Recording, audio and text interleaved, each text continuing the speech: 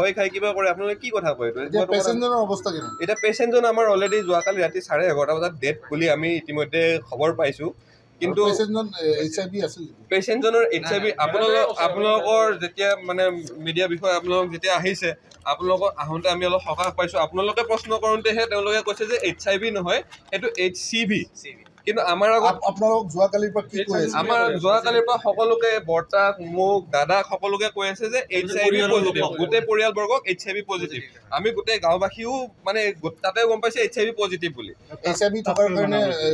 যিটো ধনৰাশি আছিল এইটো অপাৰেশ্যনত সেইটো কি বাঢ়িব বুলি কৈছিল সেইটো তেওঁলোকে বাঢ়িব বুলি কৈছিলে কিন্তু 45,000 টকাৰ পৰা আপোনাৰ আৰু 20,000 টকা এটা বাঢ়িব বুলি কৈছিলে 20,000 টকাটো কি কাৰণে বাঢ়িব সেইটো HIV থকাৰ কাৰণে বাঢ়িব বুলি কৈছিলে তাৰপিছত তেওঁলোকে পেচেণ্টজন বচাব নোৱাৰিলে বাকী বাৰু এটা ডাউটৰ ভিত্তিত মই কথা নকওঁ কিন্তু পেচেণ্টজনৰ মোৰ এটা ডাউট হয় যে তেওঁৰ 11:30 তেওঁৰ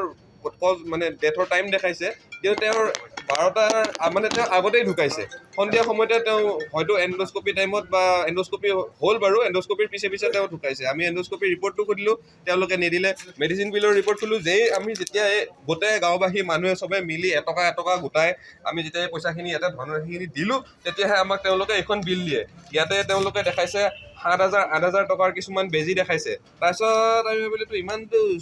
আমি মাত্ৰ 12 ঘণ্টা এইখন হস্পিটেলত আনিছিলোঁ 12 ঘণ্টাততো 4 বাৰ 3 ঘণ্টাৰ মূৰে এবাৰ ভাবিলোঁ যে কিবা বেজি থাকিব পাৰে কিন্তু তেনেকুৱা একো নহয় লাষ্টত ক'লে যে নাই এইখিনি আপোনালোকৰ ৰিটাৰ্ণ হ'ব তাৰপিছত আকৌ আপোনালোকৰ ফাৰ্মাচীয়ে টকা কিবা অলপ কমাই কিনে এইখিনি ৰিটাৰ্ণ কৰি দিলে মানে এইখিনি আপোনাৰ ইয়াৰ পৰা মানে একেলগত 16,000 টকা ৰেহাই দিছে কিন্তু এই 59ৰ লগত আৰু এটা হৈছে 70,000 টকা আমি টোটেল দিছোঁ পইচা তাৰপিছত যোৱাকালি 10,000 আজি 59 70,000 টকা আমি টোটেল দিছোঁ তাৰপিছত আমাক তাৰ পৰা নহয় তাৰে আৰু বেছি হৈছিলে মানে আমাৰ মেডিচিনৰ হেৰি তো এদিনত আপোনালোকে নিজে কওক দাদা যে 12 ঘণ্টা এটাৰ ভিতৰত 1 লাখ টকাৰ কাছাকাছি ঔষধ আৰু জাষ্ট